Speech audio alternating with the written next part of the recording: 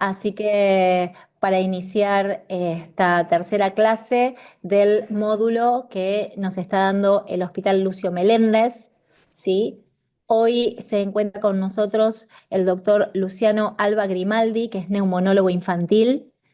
Él trabaja en el Hospital Lucio Meléndez en esa especialidad y preparó dos temas, la verdad que muy difíciles, pobre, lo matamos al doctor, eh, como crisis de asma y FQ, ¿sí? Alguna actualización en FQ. Así que, bueno, por cuestiones de mejorar la transmisión de la clase, el doctor Alba Grimaldi grabó la clase y nos la mandó, así que vamos a proyectar la clase grabada, pero los chicos del Meléndez y el doctor Alba Grimaldi están conectados en el Hospital Lucio Meléndez, así que al finalizar la clase, si les parece, podemos hacerles algunas preguntas. Eh, bueno, bienvenidos a todos, así que vamos a empezar a proyectar la clase. Días. Bueno, mi nombre es Luciano Algorimaldi. Esta sería la segunda clase, crisis de asma, evaluación diagnóstica y tratamiento. Para hacer una pequeña introducción, el asma es una enfermedad, una de las más prevalentes en el mundo. Alrededor de 330 millones de personas padecen la enfermedad de asma bronquial. En Estados Unidos se gastan alrededor de 12 billones de dólares en la atención del asma bronquial y de ellos un 25% en las crisis de asma. La definimos como una enfermedad heterogénea, caracterizada por una inflamación crónica de las vías aéreas, hiperactividad y obstrucción bronquial, que se manifiesta por síntomas respiratorios como sibilancia, disnea, tos o presión torácica y limitación variable del flujo aéreo, que puede revertir con o sin tratamiento. En las crisis de asma lo que hablamos es de un evento progresivo de dificultad respiratoria, de disnea, tos u opresión torácica desencadenado por diferentes estímulos debido a la contracción del músculo liso bronquial, la inflamación y el edema de la mucosa. Es conocido a nivel pediátrico que las infecciones, sobre todo los virus respiratorios, son más o menos alrededor de entre el 50 y 75% responsables de la crisis de asma que vemos en pediatría, sobre todo el rinovirus tipo C, que es el más severo, también el A. Tenemos tres serotipos, A, B y C. También otros virus conocidos por nosotros es el sincicial respiratorio. Además de eso, también tenemos agentes bacterianos o micoplasma o clamidias. Los farmacológicos, usamos en el laboratorio de función pulmonar la metacolina. Dentro de los estímulos físicos tenemos el aire frío, que en general genera un mecanismo muy parecido al del ejercicio. Al hiperventilar a estos pacientes, en general seca las secreciones bronquiales y ese cambio osmótico que hay en las paredes bronquiales hace que tenga la obstrucción bronquial. A nivel químico, los olores penetrantes, como artículos de limpieza, pinturas o desodorantes, también generan un estímulo muy irritante para la vía aérea. Los alergénicos, el polvo doméstico o los hongos ácaros, también son estímulos de factores desencadenantes de asma, al igual que los estados emocionales como conflictos familiares, escolares o pérdidas. Esto generalmente genera mayor hipernea, ¿sí? Aumento de la frecuencia respiratoria y genera como un estímulo parecido al deporte. En la fisiopatología del asma se habla sobre dos fases, una fase precoz que va de 1 a 3 horas, en el cual el estímulo se recarga sobre los mastocitos, liberando histamina, serotonina y factores quimiotácticos, también sobre los eosinófilos una parte, en el cual liberan proteasas. En esta fase se produce el espasmo del músculo liso sobre todo, ¿sí? También un poco de secreciones y edema en la vía aérea, y la respuesta broncodilatadora es máxima en este momento. En la segunda fase, más prolongado, alrededor de 8 a 12 horas, todo esto comienza a traer mayor células, eosinófilos, basófilos, mayor liberación de citoquinas, y la respuesta broncodilatadora comienza a ser menor porque comienza a predominar el mecanismo inflamatorio. Estos dos mecanismos están imbricados, no es que uno es predominante sobre otro. Un poco para ver la fisiopatología, bueno, tenemos la fase inmediata o precoz, ¿no? Generando la hiperactividad bronquial, produce un componente inflamatorio inicialmente bajo, mayor espasmo del músculo liso. Luego, cuando comienza a avanzar la crisis, hay mayor edema, hipersecreción bronquial, alto componente inflamatorio. Esto va a generar una obstrucción distal de la vía aérea, generando un atrapamiento aéreo, llevando consigo una alteración BQ. Esta alteración BQ va a generar una hipoxemia, una taquipnea leve inicialmente, con disminución de la CO2. Conforme van avanzando estos mecanismos, comienza a haber mayor taquipnea, comienza a haber aumento de espacio de muerto anatómico, ¿sí? Son las vías de áreas de conducción, no hacen hematosis, hay una caída del volumen corriente, se comienza a generar una hipoventilación, esa hipoventilación comienza a tener mayor alteración también BQ y comienza a aumentar la CO2. ¿Sí? Persiste la hipoxemia, comienza a aumentar la CO2, inicialmente se produce una normocapnia, que es una pseudonormocapnia.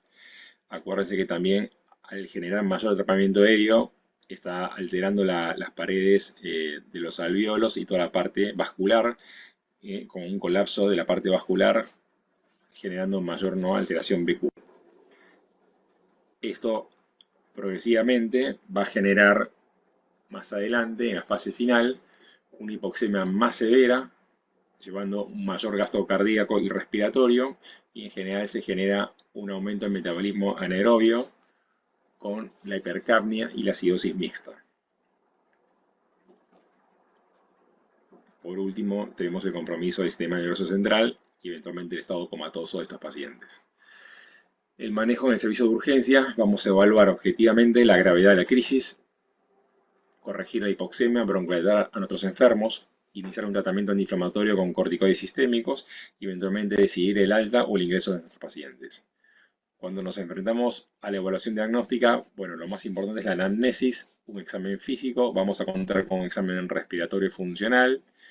En la práctica es poco llevado a cabo debido a la dificultad. Después, por último, tenemos eventualmente los gases en sangre cuando tenemos signos de insuficiencia respiratoria, hemograma y agonograma cuando tenemos algún grado de complicación infecciosa, o radiografía de tórax cuando sospechamos complicaciones. En la anamnesis vamos a preguntar rápidamente la evolución, hace cuánto tiempo comenzó con los primeros síntomas, si está tomando medicación previamente, tanto de rescate o preventivo, si este paciente ya es asmático previamente y realiza controles, si recibe o si tiene enfermedades asociadas. Tenemos que tener en cuenta estos factores de riesgo de muerte por asma, que son muy importantes, que es la historia pasada de las exacerbaciones agudas, antecedente de intubación por asma, el ingreso a UCI, 2 o más hospitalizaciones por asma, 3 o más visitas de guardia por exacerbaciones en el año previo, hospitalización o visita en la guardia en el mes previo, el uso actual o reciente de corticoides sistémicos, sobre todo los últimos 2 o 3 meses, tanto de corticoides sistémicos como de broncodilatadores, enfermedades interrecurrentes como cardiovasculares o pulmonares obstructivas, las enfermedades psiquiátricas o serios problemas psicosociales, el muy bajo nivel socioeconómico debido a la comprensión de las indicaciones y la residencia urbana, esto por ahí no es tanto para nosotros, el uso de drogas ilícitas y eventualmente la alergia a la artenaria, que esto está más descrito en Estados Unidos. Cuando valoramos la severidad de las exacerbaciones, buscamos scores clínicos que generalmente se basan en varios parámetros que son la frecuencia respiratoria, frecuencia cardíaca, el uso de músculos accesorios, que es una de las cosas más importantes, al igual que la conciencia y la cianosis, la disnea, el lenguaje, sibilancias, si están en ambos tiempos, el flujo pico expiratorio, como le dije, la función pulmonar, poco llevado a la práctica, la saturación de oxígeno, que es muy fácil y práctico realizarlo, se correlaciona muy bien con la severidad, sobre todo en chicos mayores de 5 años, no así en menores de 2 años, en el cual podremos tener un aumento del trabajo respiratorio muy importante con una saturación de oxígeno casi normal, 94 o 95. La PO2 o la PSO2, sobre todo en los casos con insuficiencia respiratoria y eventualmente la cianosis. Esto es para que vean por ahí de distintas escalas que hablan de grados leve, moderado o grave o parada inminente respiratoria. Esa es una escala de severidad del GINA, en el cual se evalúan muchos parámetros, la cual se hace bastante tedioso en la práctica y en la urgencia. ¿Sí? Vean la cantidad de parámetros. Por ahí los más importantes para tener en cuenta y que uno lo tiene grabado siempre es el habla, la conciencia y el uso de múltiples accesorios, ¿sí? Bien, después tenemos una escala más práctica que es la escala de Wood y Downs modificada por Ferrer, en el cual evalúa 6 ítems que son las sibilancias, tiraje, frecuencia respiratoria, frecuencia cardíaca, ventilación y cianosis. De acuerdo a eso se califican en el punto 0, punto 1, punto 2 o punto 3 de acuerdo a la intensidad de estos síntomas. El grado 3 es el grado máximo en general de dificultad respiratoria, ¿sí? Entonces, en el caso de sibilancias son inspiratorias y expiratorias. También se toma como grado 3 el silencio auscultatorio, lo cual es tanto la obstrucción bronquial que no genera ruidos respiratorios, el tiraje generalizado, la frecuencia cardíaca arriba de 60 por minuto y un tórax silente. La frecuencia cardíaca, bueno, tiene que estar arriba de 120 y eventualmente a veces pueden tener presencia o no de cianosis. Decidimos que tiene una crisis severa cuando el puntaje va de entre 8 y 14, una crisis moderada de 4 a 7 y una leve menos de 3. Este es otro score, el pulmonar score, en el cual es el más práctico para usar, que evalúa solamente 3 parámetros, como ven, frecuencia respiratoria, sibilancias y retracciones del músculo esternocleidomastoideo. La frecuencia respiratoria la dividen en menos de 6 años y más de 6 años, ¿sí? Dando el puntaje también de 0 a 3. Y eventualmente la clasificación de severidad va de leve de 0 a 3, moderada de 4 a 6 y la severa de 7 a 9. En general tiene una correlación con la saturación de oxígeno, que en las crisis moderadas es de 91 a 94 y los grados severos menor de 91. Cuando hay una discordancia entre la puntuación clínica de saturación de oxígeno, se utiliza el parámetro de mayor gravedad. Las indicaciones con respecto a la ARM, ¿sí? La asistencia ventilatoria mecánica, bueno, sería lo que llamamos CRIA, que es la disminución progresiva del esfuerzo respiratorio. Los movimientos torácicos comienzan a ser mínimos por el gran atrapamiento que tienen estos pacientes. La retracción severa, la respiración en balacín, lo cual nos está hablando de una claudicación del diafragma, ¿sí? Acuérdense que los chicos más pequeños tienen un diafragma no tan cóncavo y lo cual lo hace más inestable en la mecánica respiratoria. El deterioro del sensorio, ¿sí? La excitación, el coma como estadio final, eventualmente hay que cuidar la vía aérea por eventualmente los vómitos o las aspiraciones, alteraciones cardiovasculares, las arritmias o paro cardiorrespiratorio. Y las gasométricas, en general se toma una PO2 arterial menor de 60 con una FiO2 mayor de 0,6, una PCO2 mayor de 55 o un aumento constante de 5 milímetros de mercurio por hora. El pH de 7,6 nos hablando de una acidosis respiratoria bastante severa o a veces mixta. Y las alteraciones espirométricas, que la verdad que yo casi en mi vida he visto realizar una espirometría en una crisis de asma tan severa. La radiografía de tórax la vamos a pedir cuando hay sospecha de complicaciones, infecciones sobreagregadas, atelectasia, escape aéreo. Diagnósticos diferenciales van a ser aspiración de cuerpo extraño, malformaciones congénitas. ¿Sí? La atelectasia tiene mayor frecuencia en el lóbulo superior derecho en los lactantes y el lóbulo medio en el niño mayor. El escape de aire, bueno, tenemos varios, neumotórax, neumomediastino, enfisema subcutáneo, que se palpa directamente, sobre todo supraclavicular. La sobreinfección bacteriana, en casos de neumonía, cardiovasculares, arritmias corpulmonares, metabólicas, hipocalemia, deshidratación o síndrome de secreción inadecuada de hormona antidiurética. ¿Cuáles son los signos radiológicos? Bueno, tenemos atrapamiento aéreo, la hiperclaridad parenquimatosa, el descenso o aplanamiento de los diafragmas, o inclusive en los casos más severos llega a haber una inversión. La silueta cardíaca es estrecha o en gota, como se llama. Los tapones mucosos van a generar eventualmente una atelectasia si la oclusión del bronquíolo respiratorio es completa o consolidación en algunos casos. Y en las crisis pulmonares, entre las crisis de asma, los pacientes tienen radiografía de tórax completamente normal. La atelectasia, para hacer un poco de memoria, los signos directos es la pérdida del volumen del parénquima pulmonar y los signos indirectos tenemos aumento de la densidad, elevación del diafragma, desviación del mediastino hacia el lado homolateral a la lesión, aproximación de las costillas y la hiperinsuflación compensadora. Acá observamos una radiografía de tórax frente, ¿sí? Con mucho atrapamiento aéreo, diafragmas planos, ¿sí? El mediastino casi desnudo. Vean esta imagen de que es el hilo pulmonar derecho normal, ¿sí? Se ve más expuesto porque no se ve el borde cardíaco derecho. Un paciente en el cual tiene complicaciones de atelectasia y neumotórax del lado derecho, ¿sí? Atelectasias, consolidaciones de atelectasias, colapso de pulmón con imágenes de hiperclaridad.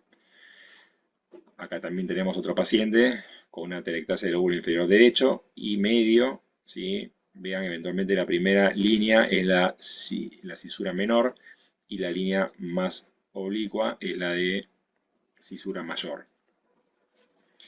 Acá tenemos un paciente con un hemotórax hipertensivo, con una desviación del mediastino, ¿sí? Contralateral.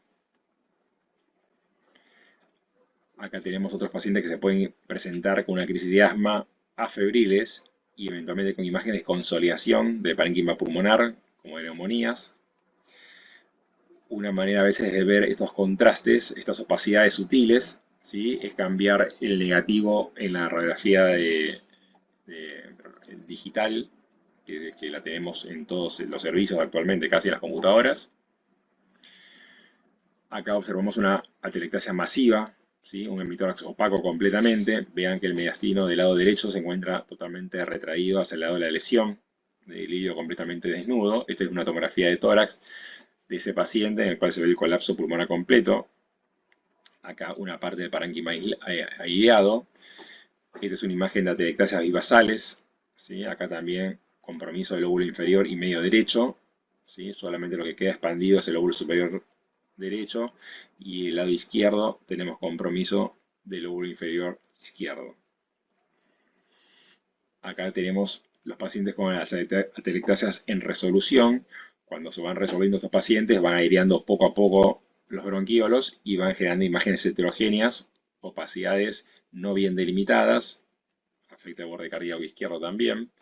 Otra imagen de atelectasia del lóbulo inferior derecho con el lóbulo medio comprometido. Solamente lo que queda acá es el lóbulo superior derecho. Estos pacientes, al generar un shunt muy importante y bruscamente, genera una hipoxemia muy severa que a veces es difícil revertir con una FIO de 100, con oxígeno, con máscara, con reservorio.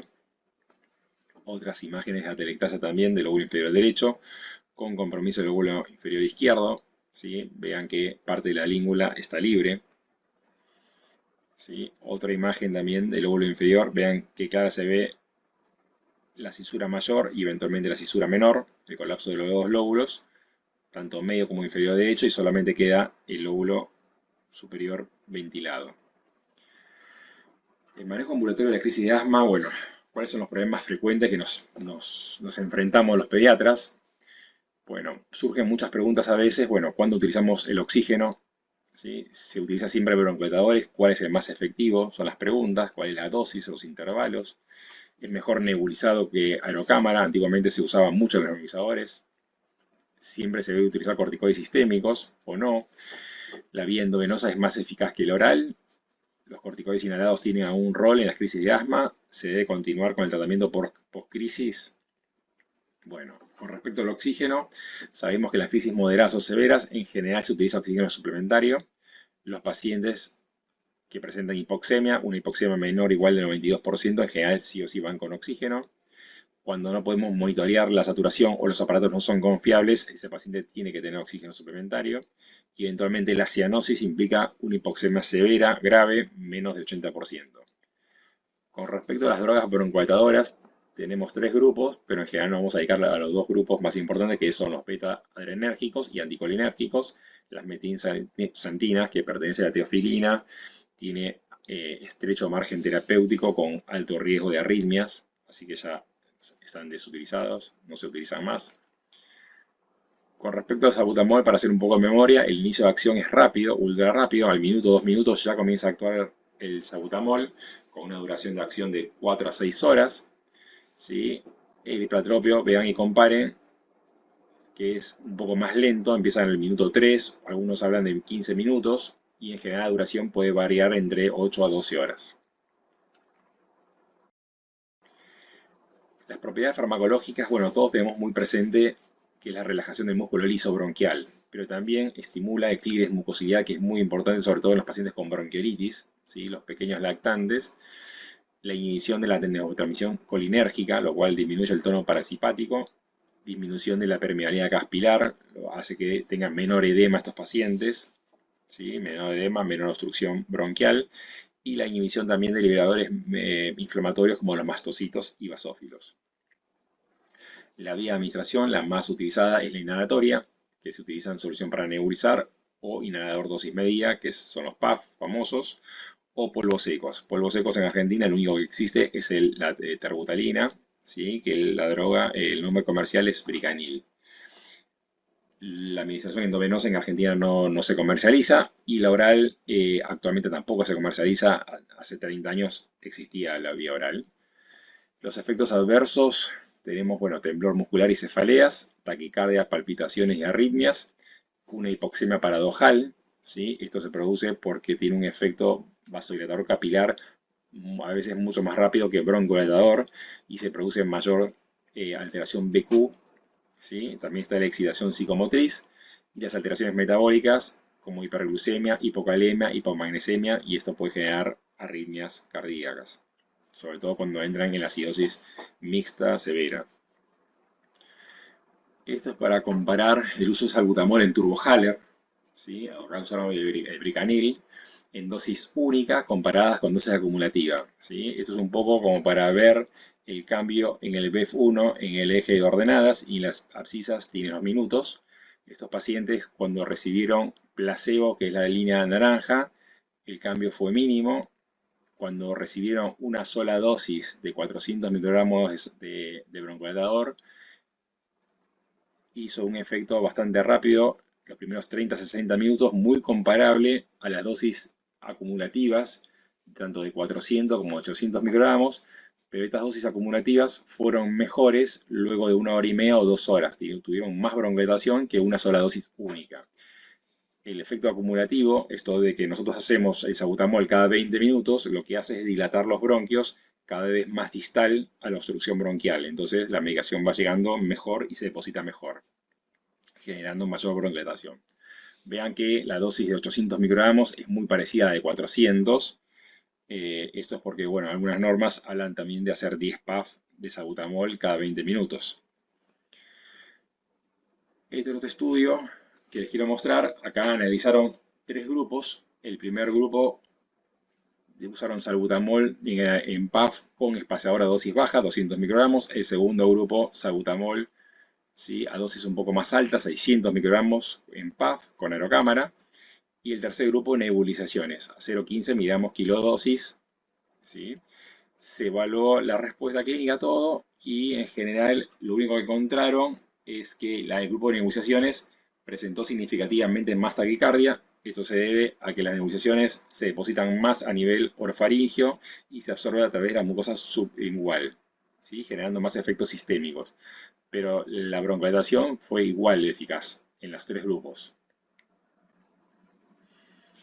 Este es un análisis de Cochrane, ya mucho más importante, con mayor número tanto de chicos como de adultos, y llegan a la conclusión que tanto los aerosoles como las nebulizaciones son equivalentes, pero la aerocámara tiene algunas ventajas, como el menor tiempo del departamento en urgencias, el no uso del oxígeno, y yo por ahí también agregaría, que aprendimos mucho sobre la época del COVID, es la aerolización de las partículas virales cuando se nebuliza, ¿sí? La dosis de salbutamol inhalatoria por nebulización o aerosoles es distinto. Eventualmente se plantea si hay equivalencias o no. Sabemos que la dosis en gotas es de 0,15 a 0,25 miligramos kilodosis. Hasta 20 kilos usamos 2,5 miligramos o 2 a 6 PAF. Mayor de 20 kilos usamos 5 miligramos de salbutamol nebulizado o 4 a 10 PAF según algunas normas. Sabemos que un PAF es igual a 100 microgramos a 0,1 miligramos. La mayoría de los autores hablan de una equivalencia de 1 en 3 o 1 en 12 con un amplio rango. Con respecto al hipertropio, para mencionar las características y no olvidarlas un poco, es un amonio cuaternario derivado de la atropina. Su mecanismo de acción compite con la acetilcolina en los receptores muscarínicos M3. es poco liposoluble, tiene una mínima absorción sistémica, tiene un amplio rango terapéutico, no posee propiedades antiinflamatorias y se presenta tanto en solución para nebulizar como en aerosoles. La dosis, para que sepan, es en menores de 6 años, 1 mililitro o 20 gotas, que serían 250 microgramos, eh, o 1 o 2 PAF. En mayores de 6 años se utilizan 2 mililitros, que serían 500 microgramos, o 2 a 4 PAF. Y el intervalo a seguir en general va entre 4 a 8 horas. Y esto es un esquema muy didáctico para ver cómo actúa tanto el salbutamol como el hipertropio. El salbutamol actúa en la vía aérea central y también periférica. El hipertropio solamente en la central. La vía media es más prolongada en el hipertropio. El comienzo de acción es mucho más rápido en el salbutamol. La duración de acción es más corta en el salbutamol, 2 a 4 horas versus 6 horas o más en el hipertropio. El efecto bronqueador es mayor en el salbutamol y la hipoxemia paradojal a veces se puede presentar con el salbutamol y no así con el hipertropio. Por lo tanto, son drogas que se complementan bastante bien. Una revisión de 10 trabajos randomizados en tanto niños como adolescentes, ¿sí? En crisis asmáticas moderadas a severas, tratados con beta-2 más anticolinérgicos o placebo, mostró un incremento de la función pulmonar en el tratamiento combinado y no se observó ningún beneficio en las crisis de asma leves. Los protocolos que incluyen dosis múltiples, 3 o más, disminuyen el riesgo de hospitalizaciones un 30%. La frecuencia de las dosis debería de reducirse a medida que el paciente mejora clínicamente. Se dice que a partir de las 48 horas, cuando el paciente ya está internado, el platropio no juega demasiado rol tanto en la estadía hospitalaria como en la mejoría de la función pulmonar. Los efectos adversos que tenemos son la broncoconstricción paradojal por aditivos, una tos paroxística bastante molesta, la sequedad en la boca que a algunos pacientes les molesta también mucho, disminución de flujo salivar en algunos casos, más intenso que otros, y esto puede generar enfermedades periodontales y caries. No así el salbutamol inicialmente, ni el corticoide inhalado. El sabor metálico a veces es horrible. La midriasis y glaucoma, bueno, los pacientes con predisposición de ángulo estrecho, cuando son nebulizados. A veces el bromuro hipatropio se indica por ahí en ciertas cosas muy exclusivas, por ejemplo las arritmias cardíacas. Yo tuve un paciente que usa bloqueantes beta 2 y lo cual, bueno, la cardióloga trata de no usar salbutamol. Bueno, se indican las crisis más severas sí o sí, y en las moderadas también lo podemos utilizar. En las bronquitis obstructivas crónicas y en el enfisema, sobre todo en pacientes adultos. Exacerbaciones pulmonares como virus o micoplasma o clamidia, bueno, hay muchos estudios que hablan de que aumentan el tono parasimpático, entonces, bueno, tendría un rol el bloqueo de la acetilcolina, al igual que la obstrucción bronquial asociada al reflujo. Y en otras patologías como inestabilidad de la vía aérea, por ejemplo, la fibrosis quística, displasia broncopulmonar severa o la traqueomalacia, son pacientes que tienen muy poca estabilidad de su vía aérea, sobre todo central, y el salbutamol lo que haría es el poco tono broncomotor que tiene, lo dilata demasiado y hace que se colapse y empeore la dificultad respiratoria en algunos casos. Por lo tanto, se prefiere usar el hipertropio. Con respecto a los corticoides, bueno, nos preguntamos si hay que ser utilizados precozmente o no, sus vías de administración si son todas iguales, efectivas, la vía endovenosa si es de elección, y el corticoide inhalado, que estuvo de moda, bueno, si juega un rol o no. Con respecto al corticoide, bueno, globalmente podemos decir que disminuye la severidad y la progresión de los síntomas en las primeras horas, la necesidad de hospitalización, las recaídas tempranas y mejora la función pulmonar en forma lenta, de 6 a 24 horas. Se ha demostrado que los corticoides orales también son tan efectivos como los parenterales.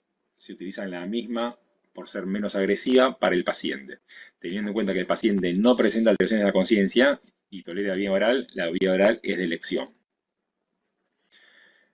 La dosis, bueno, sabemos que la dosis es casi igual de efectiva 1 que 2 miligramos kilo día en las crisis leves y moderadas. Por ahí en las crisis severas se prefiere inicialmente utilizar 2 miligramos kilo día.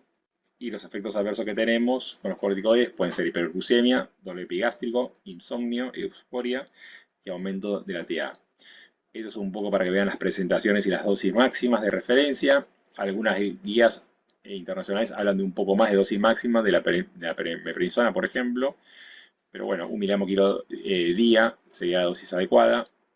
La betametasona La dosis máxima es de 4,5 miligramos día, ¿sí? Un mililitro equivale a 0,6 miligramos. La dosis suele ir de 0,1 a 0,25 miligramos kilo día. La dosis de 0,1 miligramo kilo día es lo que nosotros generalmente conocemos como una gota kilo cada 8 horas. La hidrocortisona puede ir entre 5 a 10 miligramos kilo día cada 6 horas y la dosis máxima es 2 gramos día. La dexametasona generalmente se utiliza 0,6 miligramos kilo día cada 6 horas con una dosis máxima de 16. Bueno, la evidencia con respecto a los esteroides inhalados, por ahí se demostró un poco más en adultos que en chicos, la mejoría, pero sepan que estas dosis son megadosis, ¿sí? Estamos hablando de más de 2.000, 3.000 microgramos de fluticasona, por ejemplo, lo cual hace bastante cuestionable si es de ayuda o no en estos pacientes, porque con esa cantidad de dosis el efecto sistémico seguro que da lo mismo que usar corticoides orales, y los corticoides orales eventualmente son más eficaces. Por lo tanto, a nivel de chico los datos son insuficientes que mejoren esta función pulmonar y sean tan efectivos como los corticoides sistémicos. Así que inicialmente en pediatría no los usamos. Con respecto a la dosis de sulfato de magnesio, va entre 25 y 75 miligramos kilodosis. La dosis máxima es de 2 miligramos, de 2 gramos. ¿Sí? Inicia los minutos la acción y el pico de acción lo tiene alrededor de la media hora, con una duración de 2 a 3 horas.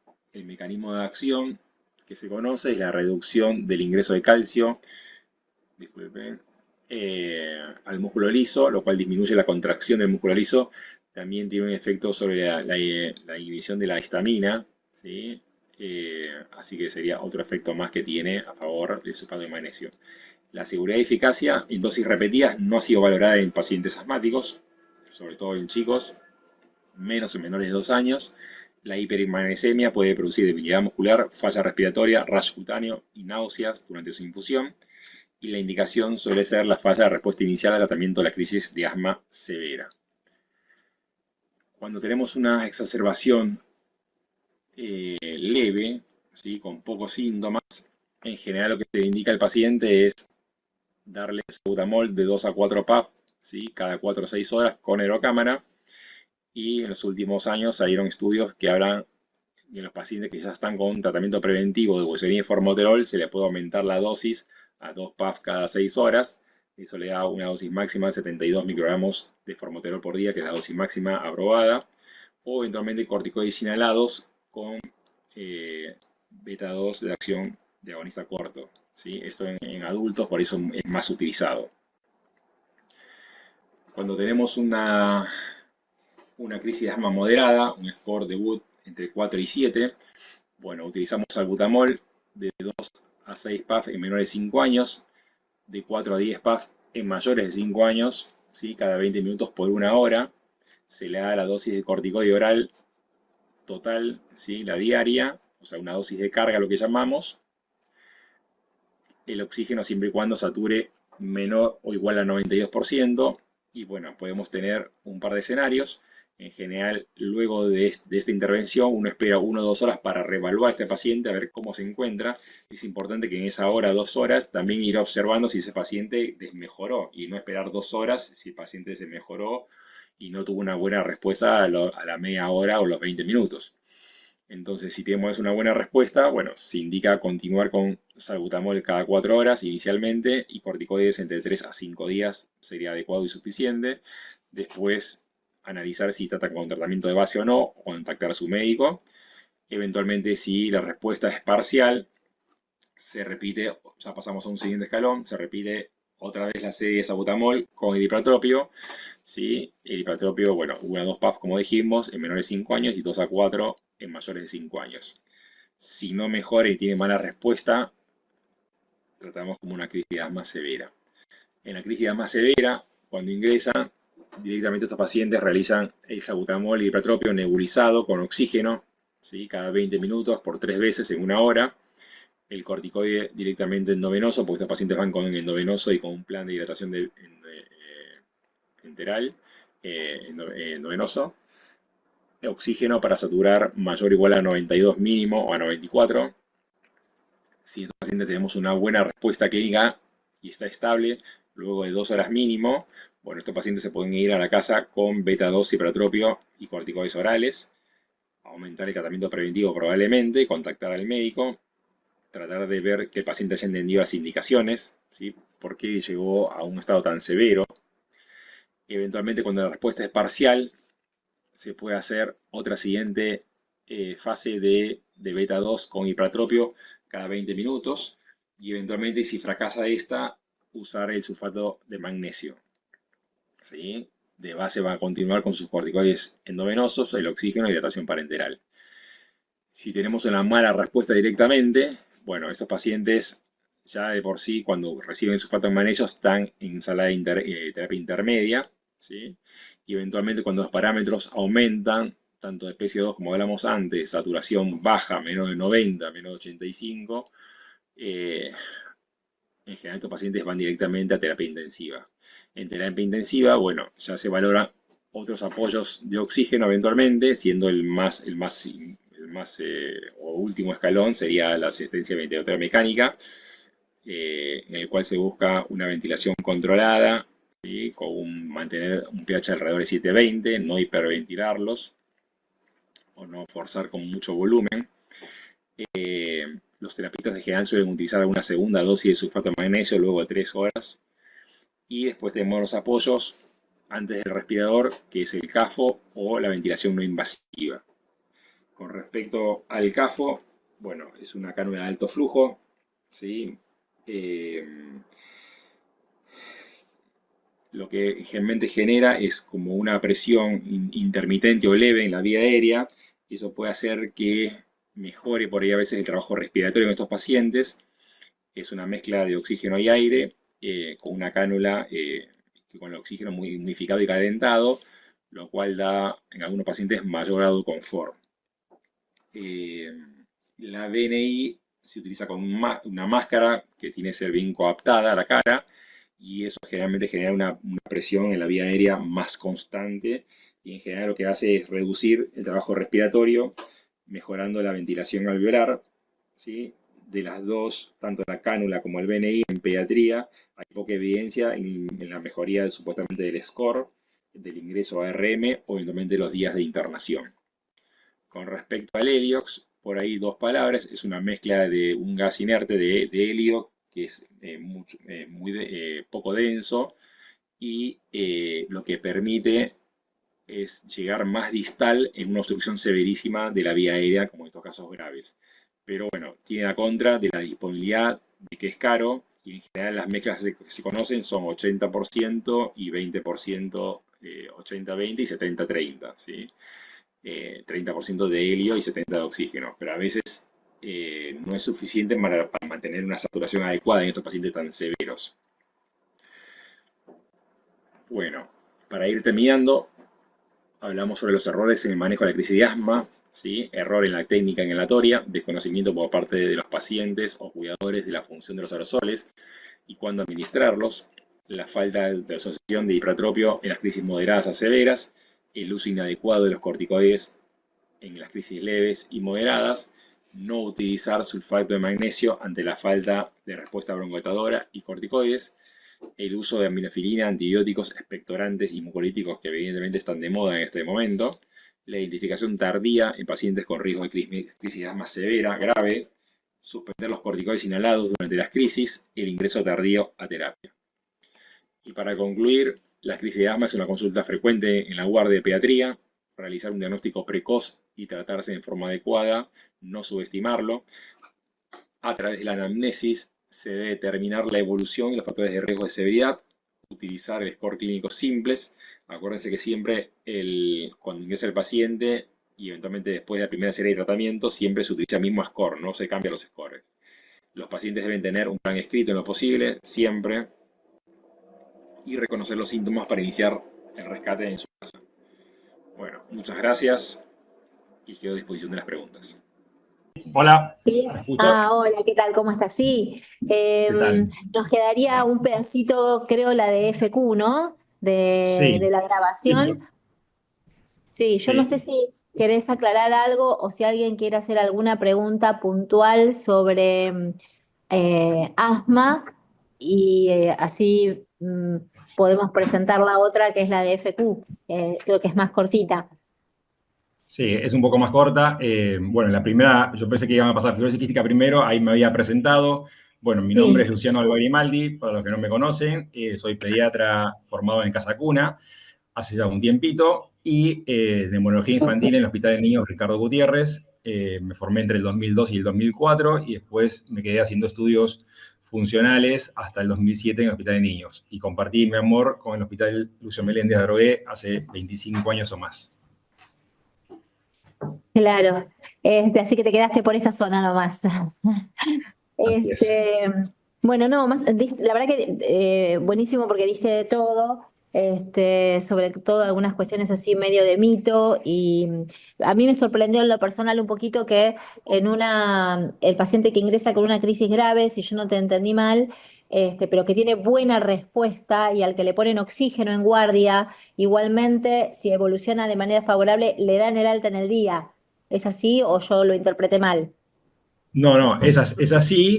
así. En general hay pacientes que nos sorprenden, que pueden entrar con un score ahí en el límite, entre el leve, moderado y severo, ¿sí? Y hay pacientes que responden, la verdad que muy bien o en forma espectacular, ¿no?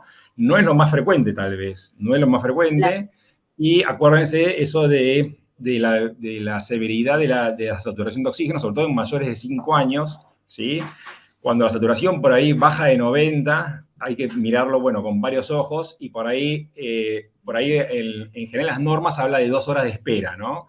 Por ahí yo en esos pacientes tan severos, tal vez yo le esperaría un poco más, alrededor de 4 horas, para ver que esos parámetros vitales se mantengan, ¿sí? Entonces, mejorar el estado de salud general, el aspecto general del paciente, el trabajo de la mecánica respiratoria, también en bronquiolitis, es el parámetro más objetivo para ver la dificultad respiratoria, ¿sí? Porque el resto de los parámetros a veces pueden variar.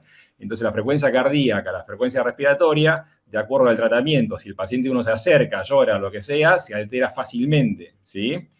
Eh, Claro, pero sí, yo creo que hay un pequeño grupo de pacientes severos que te responden adecuadamente y se pueden ir a la casa. No es lo más frecuente, tal vez, ¿sí? No es claro. lo más frecuente. Hay, Sobre todo si ya vienen rescatándose desde moderado a severo, ¿no es cierto? No es lo claro, mismo que se presente como severo de entrada y por ahí tal vez lo agarramos en la fase inicial del espasmo de músculo liso, que es muy importante, y por ahí ese paciente la verdad que nos sorprende. La verdad que a veces nos sorprenden algunos.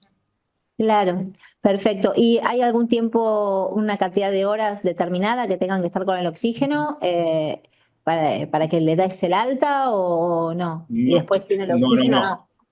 No, en general es el rescate teóricamente de la primera hora y en la primera hora uno ve a ver cómo está en ese momento el paciente, ¿no? Clínicamente, y si ese paciente mejora, digamos, estamos hablando del severo, radicalmente, ¿sí? Que es sorprendente, en ese caso, bueno, uno trata de destetar el oxígeno obvio y ver qué está pasando.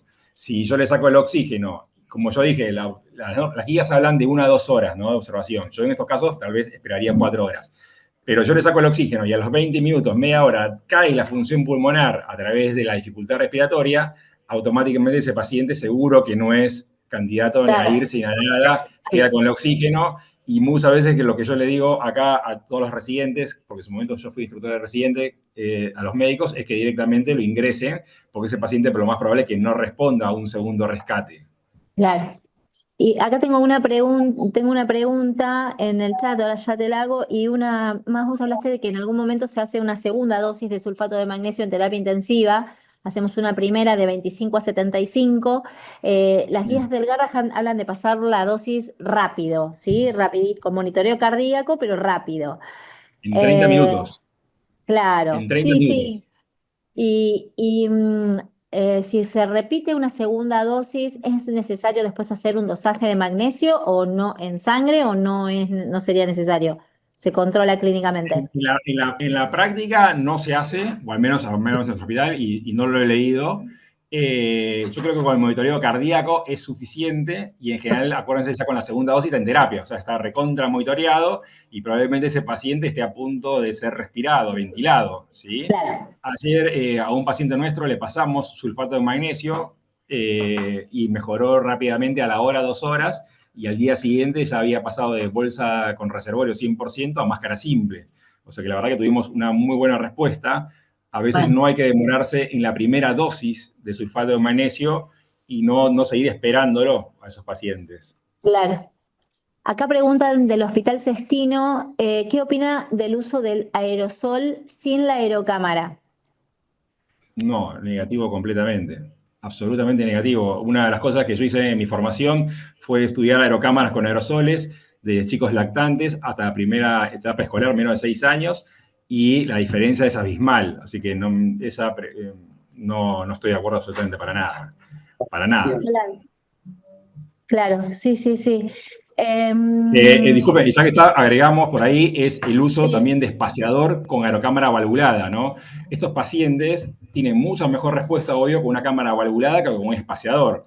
El espaciador es, como ven clásicamente, es un agujero. Entonces, esos pacientes que llegan con mucha dificultad respiratoria o moderada, los pacientes no pueden inspirar hondo y retener hasta 7 segundos mínimo o 6 segundos. Esos pacientes no pueden hacer esa maniobra. La primera maniobra que hacen inspiratoria, al sacar el aire después, pierden todo ese aerosol dentro de ese espaciador. Hay un trabajo interesante en Archivos Argentinos de Pediatría, publicado acá a nivel local del Hospital de Niños, que evaluaban chicos de 6 a 12 años o 14 años, no me acuerdo, con una sola dosis de salbutamol y mejoraba drásticamente con la aerocámara valvulada que con un espaciador, ¿sí? Así que de elección actualmente uno utiliza sí o sí una aerocámara con válvulas que va a ser más eficaz. Si no tengo nada, uso un espaciador. claro, sí, sí, sí, claro. Sí, sí, sí. Bueno, creo que no tenemos ninguna otra pregunta. Luciano, pasaríamos, si les parece Yo, bien, yo, al... Sí, quisiera hacer una por ahí pequeña sí, cosa de hablar para reflexionar. Lo primero es cuando un paciente se interna, me pasó esta semana con 2 pacientes, yo estoy acá en Zona Sur, una clínica muy reconocida en Zona Sur, el paciente ingresa con una crisis de asma, una paciente ya con antecedentes de asma severo, varias internaciones, un par de internaciones, el paciente había discontinuado por su decisión la medicación, el chico se ingresa por una crisis de asma, ya al tener oxígeno a la noche, al día siguiente estar muy bien, le dan el alta. Y le dan el alta, ¿qué dicen las normas? Salbutamol y corticoides mínimo. Bueno, el paciente se va con la epicrisis solamente con salbutamol. Eso no podemos verlo en la actualidad, ¿sí? La otra cosa que tener en cuenta, la segunda infancia y los chicos preadolescentes, la ocultación a veces es traicionera, ¿sí? Sobre todo cuando están un poquito más rellenitos o con sobrepeso. Es difícil la ocultación en un paciente con sobrepeso. A veces el paciente tiene más obstrucción de lo que se ve, ¿sí? Son 2 cosas fundamentales. Y ayer me pasó otro caso en un sanatorio capital también de renombre, hicieron el rescate a una paciente con salbutamol AC, disculpen la marca, salbutamol con hipratropio, para que el que sepa, y la hicieron 10 puffs cada 20 minutos 3 veces, el paciente siempre saturando bien, como dice que había mejorado más o menos, le hicieron 5 puffs cada 20 minutos 3 veces más. Por lo tanto, el paciente le hicieron 45 puffs de salbutamol más hipratropio en 2 horas, sin probablemente requerirlo porque esa saturación estaba bien, de un chico que evidentemente tal vez no lo necesitaba. Las normas no hablan jamás de 45 pas de hipratropio, ¿sí? Tengamos en cuenta esos pequeños detalles que para cuidar al paciente hay que medicarlo como si fuesen nuestros hijos, no usar medicación que no está aprobada, ¿sí? Y acuérdense que el primer concepto de medicina es no hacer daño, ¿sí? Si no estamos seguros. Escuchame, te hago una pregunta. ¿Cuánto tiempo tiene tu clase de FQ en tiempo? La clase creo que dura alrededor de 22 minutos, me parece, la charla. Es un poco menor, sí. pero me parece que es 22 minutos. Buen día, mi nombre es Luciano Grimaldi, soy médico pediatra, neumólogo infantil del Hospital Lucio Meléndez. Muchas gracias por la invitación. La charla de hoy va a ser aspectos básicos sobre la fibrosis quística, lo que el pediatra no puede dejar de saber. Haciendo un poco historia de la enfermedad, en el año 1938 se describe esta enfermedad como síntomas de enfermedad pulmonar crónica asociados a mala absorción, alteración del crecimiento. En 1953 comienza la descripción del test de sudor por iontoforesis. Posteriormente comienzan los dosajes de enzímamas. En el año 79 se realiza la tripsina inmunoreactiva, que se utiliza actualmente para screening neonatal. El dosaje de quimiotripsina en materia fecal. Posteriormente, en el año 1989, comienza la identificación del gen en el brazo largo del cromosoma 7. En el año 90 se aíslan las primeras mutaciones. Y en el 2012, como hito fundamental, aparecen los moduladores del canal CFTR de esta proteína, y el primero sería el Castor. La fibrosis quística es una enfermedad genética multisistémica progresiva de una herencia autosómica recesiva caracterizada por una disfunción de las glándulas de secreción exócrina. Por lo tanto, van a afectar a los órganos como la piel, las glándulas salivales, los conductos biliares intra- y extrahepáticos, el páncreas exócrino inicialmente, aparato reproductor femenino y masculino también. El defecto fundamental es una falla en la secreción del cloro que se produce por la alteración en la proteína CFTR, que es una proteína de conductancia de transmembrana que con un canal activado por AMP cíclico hace que el cloro a través de las membranas salga al exterior. Acá podemos ver un esquema de la afectación de los pacientes. Si tenemos dos padres afectados con un alelo, vemos que el 25% de cada embarazo va a ser positivo. La fibrosis quística puede presentarse en forma asintomática como oligosintomática, con una amplia diversidad de los síntomas en las distintas edades de presentación.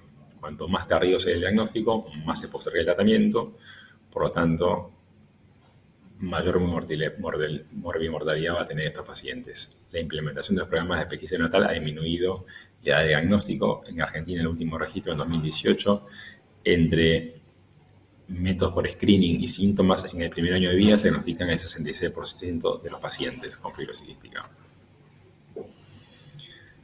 Para el diagnóstico vamos a necesitar la pesquisa metabólica positiva a través del doble TIR.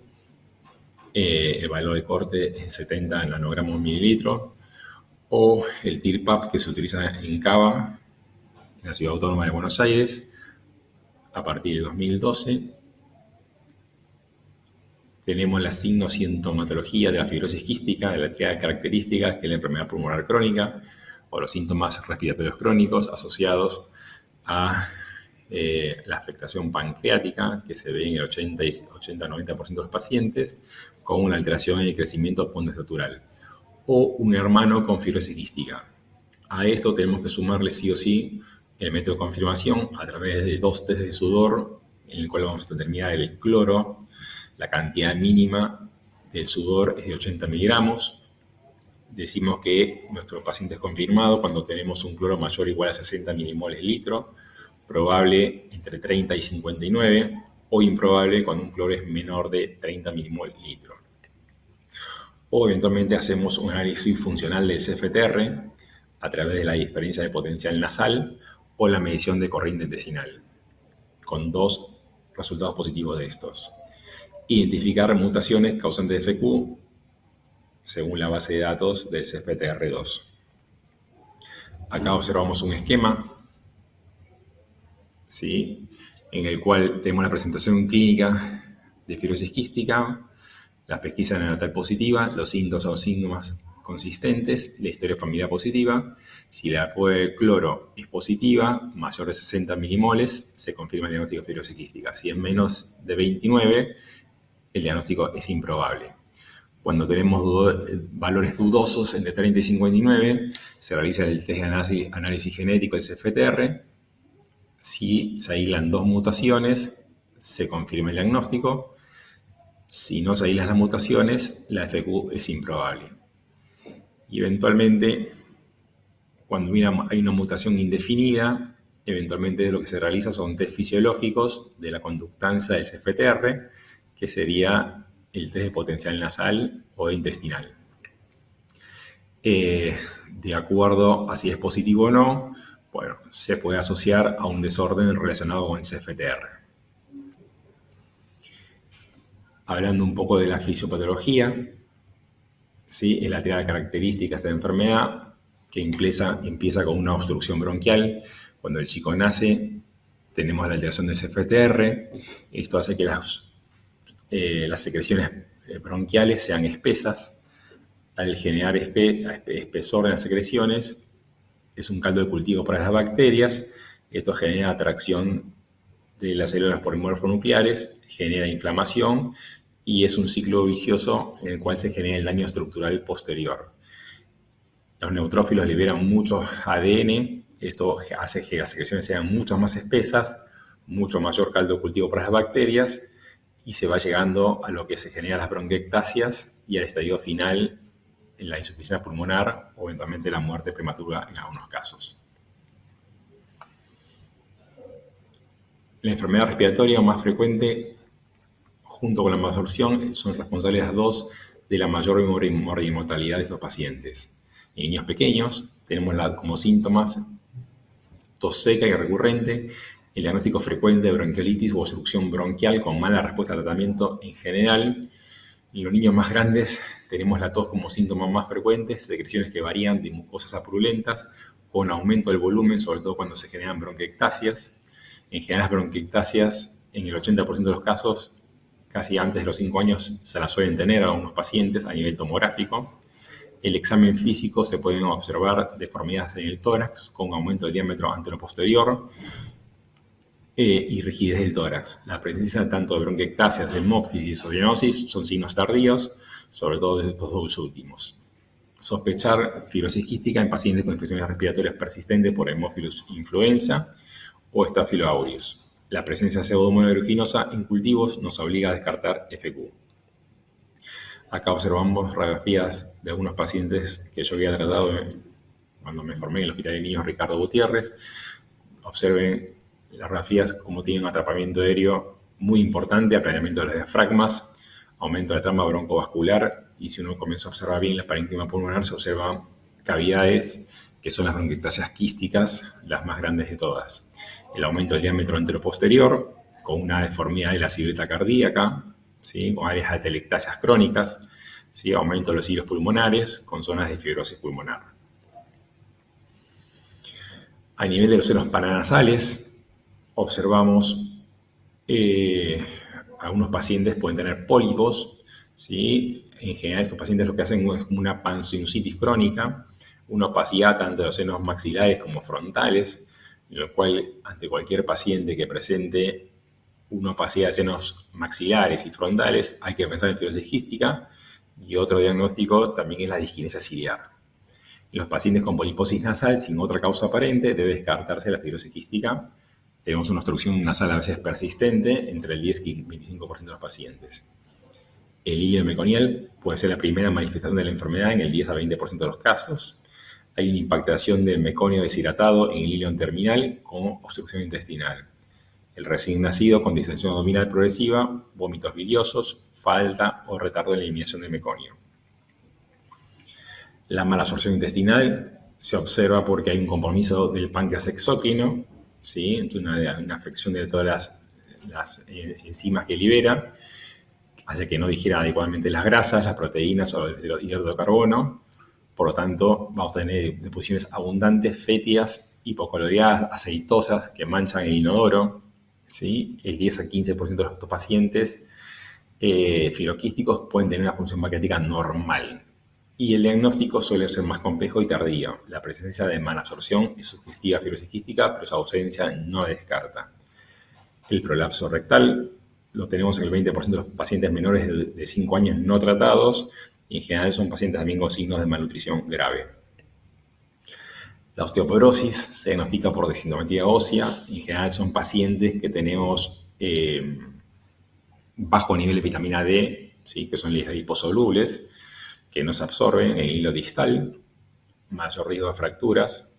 También tenemos signos de osteopatía hipertrófica, que ahí vemos el dibujo de la uña en vidrio de reloj, ¿sí? Dolores articulares en el 9% de los pacientes, síntomas que aumentan las exacerbaciones pulmonares. La fertilidad tanto en hombres como en mujeres suele estar comprometida debido a la viscosidad de las secreciones a nivel cervical.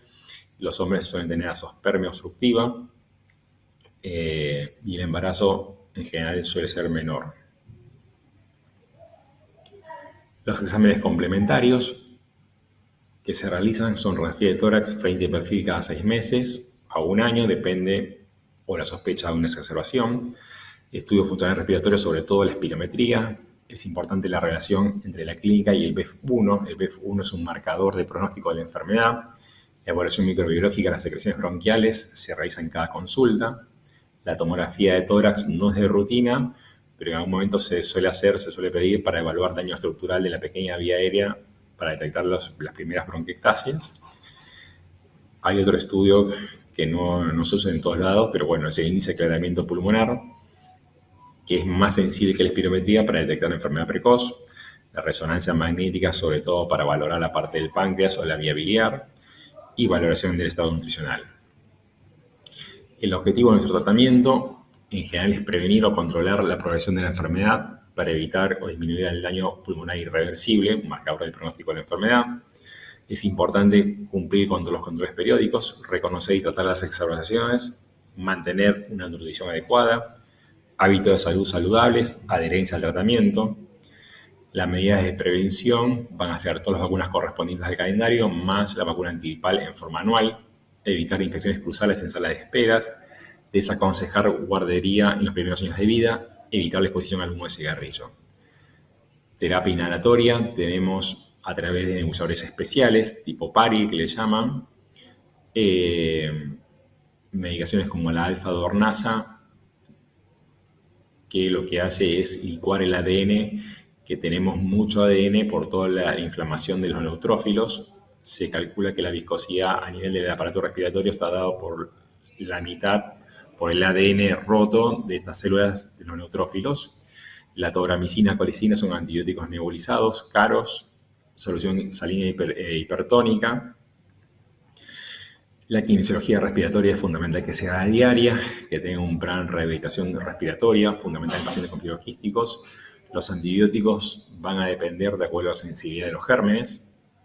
Y como antiinflamatorios, sobre todo los macrólidos, están asociados a una mejora de la función pulmonar por disminución de las exacerbaciones. En general actúan bloqueando mediadores inflamatorios y los neutrófilos. Los corticoides están indicados solo en exacerbaciones graves, muy contados con las manos. El uso de antibiótico durante las exacerbaciones debe ser precoz. Los agentes más frecuentes inicialmente de afectación del aparato respiratorio es Staphylococcus aureus, el Haemophilus influenza. También después tenemos la Pseudomonas, posteriormente, y el grupo de Burkholderia cepacia, que es un complejo actualmente de 20 cepas. La evaluación microbiológica de las agresiones debe realizarse en cada consulta, un mínimo de 4 muestras anuales. El esputo es la mejor muestra. El VAL se reserva para pacientes menores de 6 meses en lo posible. El deterioro del aparato respiratorio es lento, progresivo y reversible. Es importante la asistencia a estos pacientes en centros especializados de fibrosis quística debido a la diversidad de especialistas que tienen que estar involucrados en la atención de estos pacientes complejos. En cada control se debe realizar la anamnesis, el examen físico para detectar los grados de afectación pulmonar y global, alteraciones en el área psicosocial, adherencia al tratamiento. Se sugieren controles una vez por mes en el primer año de vida y luego cada 3 meses. Cualquier microorganismo que se rescate por primera vez en la vía aérea debe ser tratado sí o sí, porque esto favorece a veces la colonización crónica que se asocia al deterioro de la función pulmonar. Tenemos a Staphylococcus aureus meticilino resistente y la Pseudomonas aeruginosa que generan mayor pérdida de la función pulmonar, por lo tanto es muy importante su erradicación. Cada centro especializado en FQ establece el esquema de tratamiento. Definimos infección crónica cuando más de la mitad de los cultivos para un germen en el último año son positivos. La vía de administración del antibiótico va a depender del estado clínico del paciente. Puede ser vía oral o endovenosa. Y llegamos a los moduladores de CFTR, ¿sí? Que el objetivo es tratar a la fibrosis quística en su efecto básico, ¿sí? El mal funcionamiento del canal. Tanto desde el núcleo, en el cual se comienza a procesar del ADN al ARN mensajero, la proteína de retículo endoplasmático, después el aparato de Golgi, ¿sí? Y posteriormente su transporte hacia la membrana apical de la célula epitelial. Se agrupan 6 clases desde el punto de vista funcional. Esto es un poco ya más complejo, pero solamente para mencionárselos, ¿sí? De acuerdo a la clase funcional donde se afecta el CFTR, ¿sí? Se determina el tratamiento a elección. En general están relacionados con la mutación genética. Entonces, para hacerlo simple, por ahí la clase 2, 3, 4 y 5 se utilizan los potenciadores y correctores del modulador CFTR. Se diferencian en potenciadores y correctores. Los potenciadores son los que mejoran la apertura del canal de la proteína y que se insertan en membrana apical, incrementan el transporte de cloro. Ahí tenemos el ivacaftor, el primero descripto, y los correctores mejoran el tráfico intracelular de la proteína desde el retículo hacia la membrana. El lumacaftor, tezacaftor y el último, el hexacaftor. Entonces, los potenciadores incrementan el tiempo de apertura del canal CFTR, permiten el transporte de cloro, mejoran la función pulmonar, disminuyen las exacerbaciones, son bien tolerados, aprobados por la FDA a partir de los 6 meses, en Argentina a partir de los 6 años, y como efecto adverso tenemos algunos como cefalea, odinofagia, dolor abdominal, rash, aumento de transaminasas. Por lo tanto, los controles son función hepática y fondo de ojo. La asociación entre potenciadores y correctores, tenemos al ivacaftor y lumacaftor, ¿sí? Mejoran el tráfico y la apertura del CFTR hacia la membrana apical, mejoran la función pulmonar, reducen las exacerbaciones, está aprobado a partir de los 2 años y la MAP a partir de los 6 años. Se ingiere con comidas grasas y los efectos adversos son tos de INEA, rinofaringitis, náuseas u opresión torácica. La asociación entre potenciador y corrector, ¿sí? Mejoran la función pulmonar, la calidad de vida, la disminución de las exacerbaciones, aprobado por la ANMAT a partir de los 6 años, se recomienda en pacientes con toxicidad por el aumento de las enzimas hepáticas, efectos adversos, cefalea, congestión nasal y mareos. En el año 2019 se aprobó en Estados Unidos la primera triple combinación y desde octubre de 2021 se encuentra en Argentina. Estos son 2 correctores, el hexacaftor más tezacaftor y un potenciador que es el ivacaftor. Aprobado en mayores de 12 años, acá hay un pequeño error, se puede dar a partir de 6 años en la actualidad, y la función pulmonar aumentó en forma significativa. Las exacerbaciones pulmonares cayeron un 63%, al igual que los niveles de cloro en test de sudor bajaron 40 puntos, mejora el índice de masa corporal y aumenta el BEF1 un 10 a 14%. Efectos adversos son parecidos a los anteriores.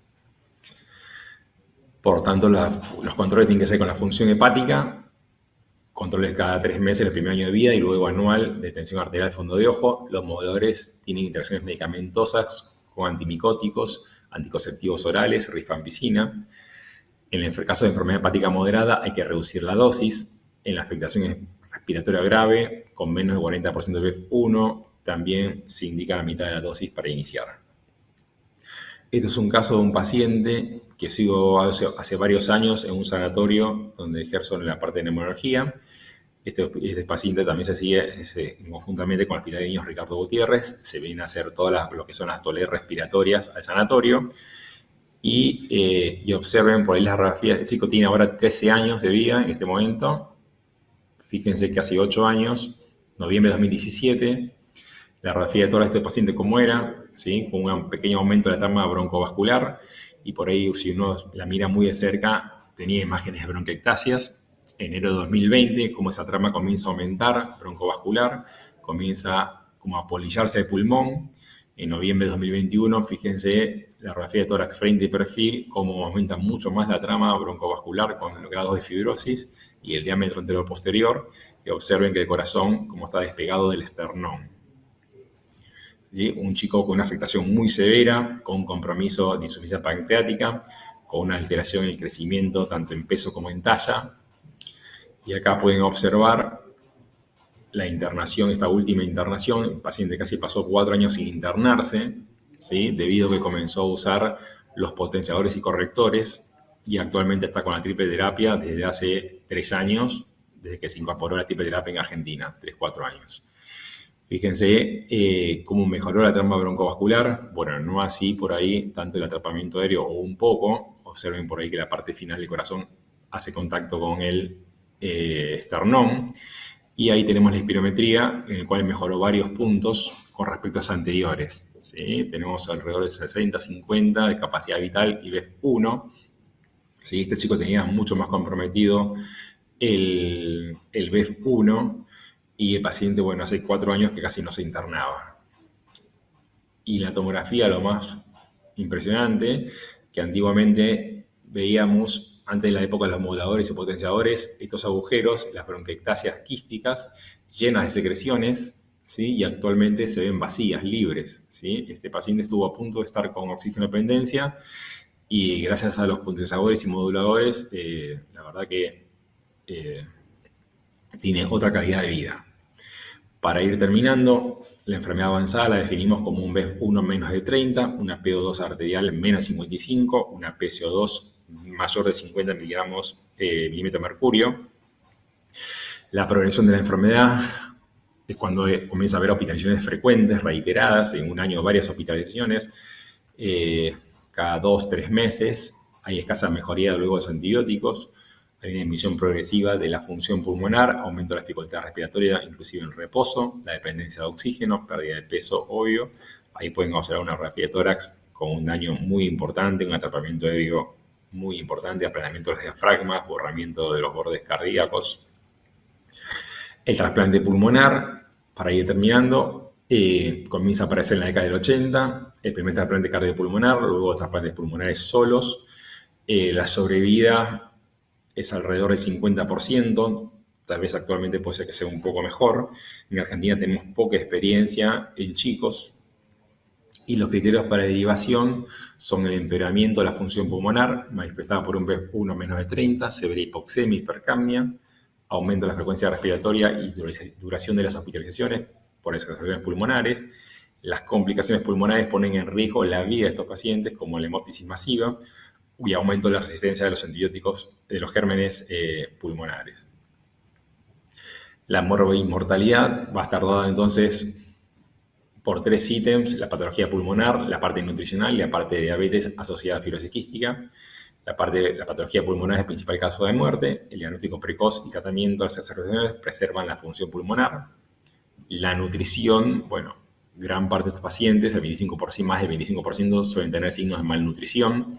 Un buen estado nutricional se relaciona con una mejor función pulmonar y sobrevida. Y la diabetes se asocia con un empeoramiento de la función pulmonar y mayor grado de infecciones. Debe ser tratada y diagnosticada precozmente. Por último, el asesoramiento genético es fundamental para comprender la enfermedad, la calidad de vida, las medidas terapéuticas, seguimiento, riesgo de recurrencias en futuros embarazos, prevenir la enfermedad familiar. Y como conclusión, bueno, decimos que la enfermedad de fibrosis quística es una enfermedad multisistémica que requiere un diagnóstico precoz, retrasar la infección crónica lo más posible, identificar alteraciones sutiles, tanto a nivel de función pulmonar como de imágenes de tomografía de tórax de alta resolución, el soporte nutricional, tratamiento precoz y efectivo de las exacerbaciones y un tratamiento de equipo multidisciplinario. Muchas gracias.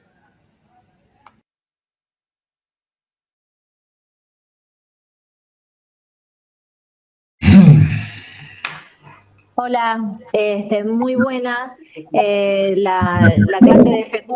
La verdad es que impresionante. Me quedé con la duda de las drogas, estas nuevas drogas que vos mencionaste, Luciano, a partir de los 6 años. En niños más chiquitos no hay ninguna que pueda utilizar. Sí, en Estados Unidos se utiliza a partir de los 2 años.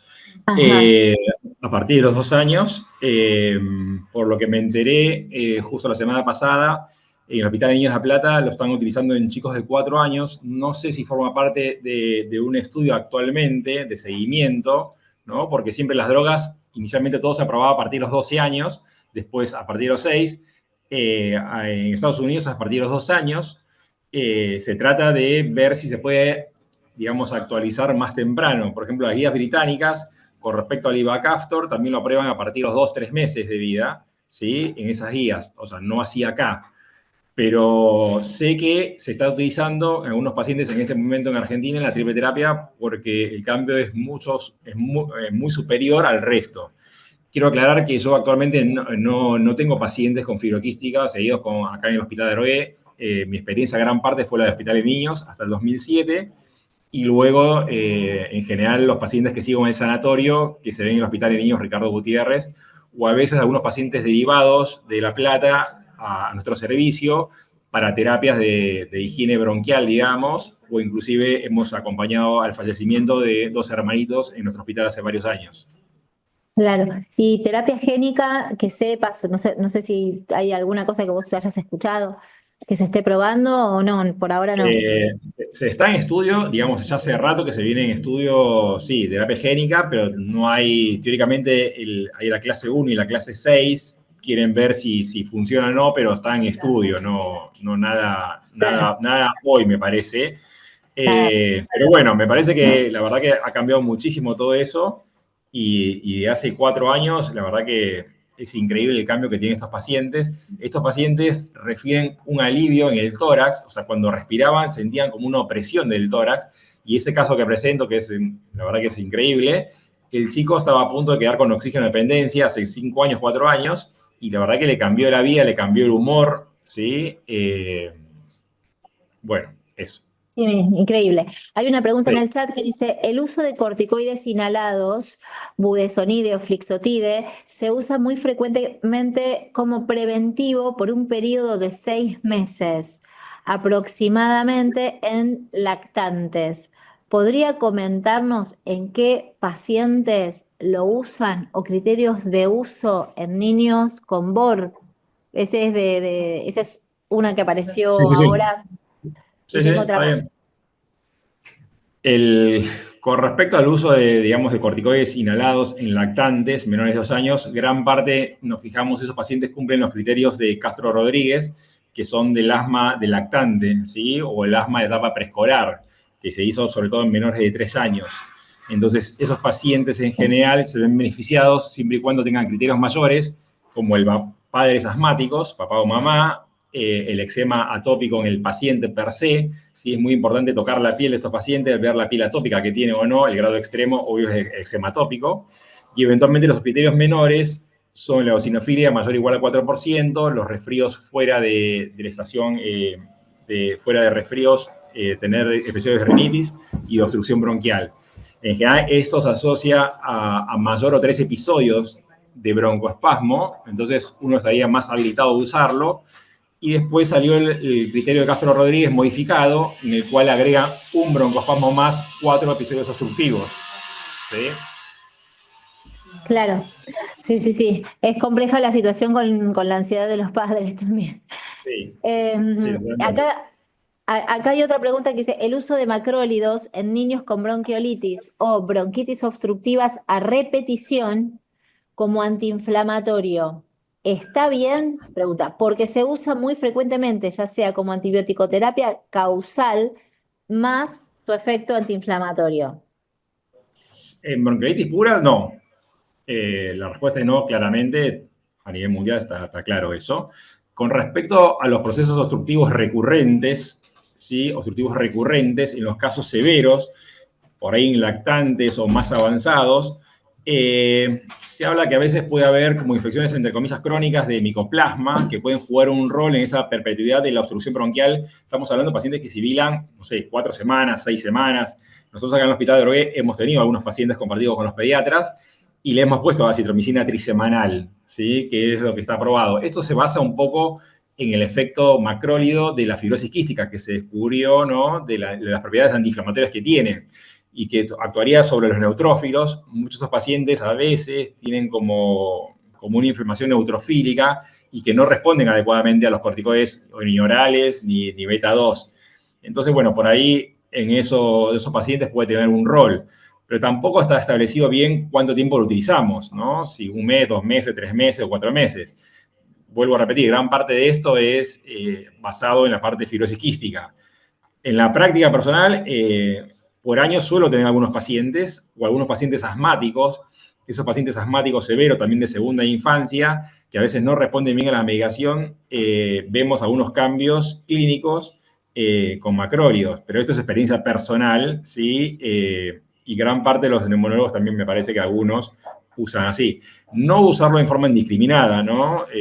No sé, les puedo decir que en el año yo puedo tener 5 la verdad que no más de 10 pacientes que utilizan macrólidos en forma trisemanal, con un volumen de pacientes muy importante por mes. Entonces, la verdad que es escaso y poco. Ujú. Pero ¿y lo usan de una forma tipo quimioprofilaxis, o una dosis tratamiento y lo mantienen un mes, 2 meses? Inicialmente usamos la dosis de 5 días, o bueno, también a veces se habla de 7 días, yo en general utilizo 5 días globalmente, y luego de eso paso a la dosis trisemanal, de 10 miligramos kilo dosis, y en general gran parte lo utilizo en la parte del invierno, ¿no? En general. Por ahí en general los 3 meses de invierno lo suelo utilizar gran parte. Fuera de invierno, ya la verdad que es muy poco frecuente que lo utilice, ¿sí? Te vuelvo a decir, algunos pacientes, pero son contados con la mano. Cuando no me quedan más herramientas, pruebo y veo la respuesta clínica. Si ese paciente mejora, la verdad que los dejo por lo menos 3 meses seguro con macrólidos. Claro. Y eso independientemente de que lo hayan podido rescatar al germen en un FilmArray o algo así, haya dado positivo o negativo el FilmArray. Sí, no, independientemente de eso, lo usamos clínicamente. Básicamente es un parámetro clínico y, bueno, basado en gran parte de los estudios de fibrosis quística y después, bueno, está la experiencia personal de cada uno, de cada neumonólogo, eventualmente hacerlo. No es para hacerlo algo rutinario, inicialmente en pediatría globalmente, pues si no estaríamos inundados ya de macrólidos, como suele Claro, hacer en las guardias por las crisis más comunes, ¿no? claro, claro. No sé si alguien tiene alguna otra pregunta. Las que estaban en el chat son estas dos. Bien. Luciano, no sé si hoy tuvimos unas clases accidentadas hoy con la conexión, perdón. A veces Bueno, no hay pasa. problema. No Sí. sé si vos querés dejar algún otro mensaje que te parezca importante, de dejar claro, o desde tu experiencia que cometemos los pediatras alguna cuestión que no nos damos cuenta o que tratamos de más o de menos. No, me parece que en la parte del asma, que es lo más importante y frecuente, es lo que justo comenté con el doctor César. Eso, después lo que veo es la sobremedicación con macrólidos en el episodio agudo, ¿sí? Entonces, eso. Después la otra cosa que veo innecesariamente es el uso de corticoides solamente por tos, ¿sí? Entonces el paciente tiene tos y lo medican como no tienen nada para hacer. A veces, bueno, por ahí se pone difícil la guardia, y entonces lo medican con corticoides o eventualmente macrólidos, ¿sí? Me acuerdo de un caso que tuve, bueno, pero este es otro caso con respecto a la fibrosis quística, un paciente adolescente que no tenía insuficiencia pancreática, o sea, había crecido bien, acá de Florencio Varela, el paciente, y consultó en el sanatorio donde yo trabajo en Mataderos, ¿sí? Este paciente consultaba por bronquitis, entre comillas, recurrentes. Estos términos de neumonitis famosa, ¿sí? Que cada vez, a veces están de moda un poco más, un poco menos, y que se medican con macrólidos de manera innecesaria, son muy discutidos, al igual que el término bronquitis, ¿no? El bronquitis viene hace mucho tiempo y se usa similar eventualmente a la obstrucción bronquial. Bueno, a este paciente, lo primero cuando lo veo, lo hago expectorar, a ver, porque expectoraba. Y cuando expectora un volumen de moco muy importante, amarillo-verde, medicado muchas veces con claritromicina en los últimos 2, 3 meses, ¿sí? Siempre visto por guardia, ¿no? Sin un pediatra cabecera, sin nada. Y resulta que el paciente era un fibroquístico, ¿sí? Un fibroquístico que anduvo bollando por la vida y nada, y no se detectó a tiempo, gran parte porque tampoco iba a control, pero muchas veces esas bronquitis o neumonitis, la verdad que hay que ver si son realmente, entre comillas, bronquitis o neumonitis. La palabra neumonitis viene referida, creo que en la década del 40 comienzan a describir a nivel radiológico imágenes raras, distintas a las habituales de la neumonía, y de ahí surge la palabra neumonitis, ¿sí? Pero ese término neumonitis, los neumonólogos en general la usamos, la verdad que muy poco, muy poco. Claro. Con respecto a eso, el test de sudor, viste, en un paciente que tenés que es un bronquial recurrente, o que puede ser asmático, ¿sí? Bueno, la hiperreactividad transitoria, el desarrollo de la vía aérea que termina de madurar alrededor de los 4 o 5 años, entonces ese sibilante ya dejó de ser sibilante. O sea, pero en el medio de toda esa gran maraña de pacientes que tienen episodios sibilantes muy recurrentes y muchas veces con mocos, también por la edad, ¿no? Sí. El lugar del test de sudor, porque dice que hay o no se pide nunca o se pide siempre. O sea, no, ¿cuál sería Exactamente. tu Y se criterio? colapsan los lugares públicos para hacer test de sudor, que no existen muchos. Claro, por iontoforesis escasísimos. ¿Cuál sería tu sugerencia en ese caso, entonces? Me parece que lo más importante es el seguimiento clínico de ese paciente que me va a hacer pedir o no el test de sudor, ¿sí? Es difícil, obvio, pero cuando yo, digamos, más factores de riesgo tengo de asma y eventualmente una respuesta adecuada del corticoide inhalado, en general, con buen crecimiento pontoesatural, no hay que descartarlo, obvio, pero sabemos que el 85% tienen compromiso de pontoesatural, nos deja un 10% que hay que mirarlo con doble ojo, obvio, y cuando el fracaso del tratamiento, por ejemplo, estos pacientes que reciben acitromicina trisemanal, gran parte de estos pacientes suelen tener el test de sudor, ¿no? Porque, o sea, no voy a ir a la acitromicina sin antes por ahí tener un test de sudor en general, ¿no? Entonces, Claro. eso, y después, bueno, ver que no tenga lesiones pulmonares, ¿no?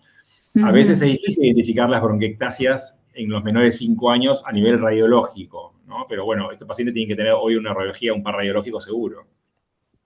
Claro, claro. Sí, sí, sí. Bueno, Luciano, la verdad es que dos clases buenísimas de temas, uno que no se conoce tanto porque uno no tiene tanto manejo habitual, pero hay que pensarlo, y el otro que es una patología cada vez más frecuente, así que la verdad que me parece que fueron muy oportunas tus intervenciones, tus clases, muy concreto. Em, Bien, Así que muchas un gracias. millón de... No, por favor. Por ahí, ahora se me acaba de ocurrir un pequeño detalle con respecto al tiro, las pesquisas de neonatal. Bueno, se aprobó ya hace más de 20 años a nivel nacional la ley, ¿no? Que se reguló para hacerlo obligatorio. Y por ahí en el papel seco, cuando se hace el TIR, ¿sí? En la que tripsina inmunoreactiva, cuando da positivo, se cita al paciente antes de los 25 días para repetirlo. En Capital Federal, desde hace 2000, desde 2000 y pico, ¿sí? Se implementó una estrategia eventualmente de hacer lo que se llama TIR-PAP, que es la proteína vinculada a pancreatitis, ¿sí? La ventaja que tiene es que en el mismo papel seco del nacer a las 48 horas se puede hacer el dosaje de estas dos moléculas, a diferencia del TIR-TIR, ¿sí? O sea, de la doble Ajá. pesquisa. ¿Listo? Eso está aprobado solamente en Capital Federal. El TIR-PAP a nivel nacional no se está haciendo, creo, globalmente, solamente el TIR-TIR. La desventaja del TIR-TIR por ahí es que, bueno, el paciente se puede perder a los 25 días, sobre todo en la provincia de Buenos Aires, que es bastante dificultoso el acceso en algunos casos. Nada más, un pequeño detalle de eso. Claro, Muchas ojalá. gracias por la invitación y bueno, me gustó estar con ustedes.